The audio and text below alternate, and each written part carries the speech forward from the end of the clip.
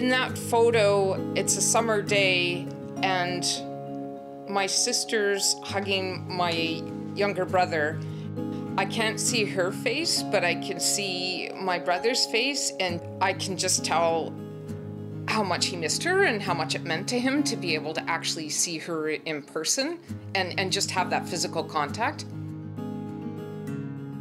I remember just at that time there was so much uncertainty about how long things were going to last and what the different impacts were, and so just that time was so precious to see each other, and we were all just giddy and euphoric that day.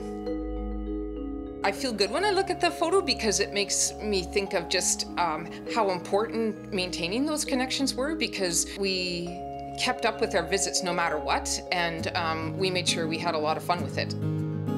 COVID was a huge wake-up call in terms of that the world can flip on a dime, and it does make you think about what your priorities are more and what matters to you.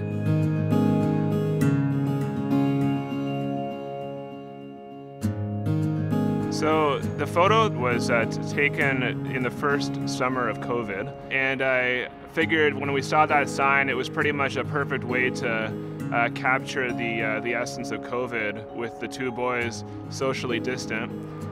I really liked that photo. We actually used it for a Christmas card that year as just sort of demonstrating to the family.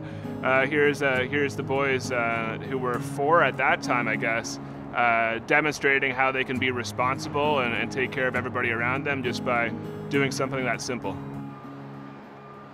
When I look ahead, let's say 10 years into the future and try to imagine, how we're going to remember this photo, I hope that we don't forget the sacrifices that we had to make to keep people healthy, to keep ourselves healthy and our family. We're going to see that photo, and it's going to be something that really carried the spirit of what COVID was all about in terms of trying to keep each other safe.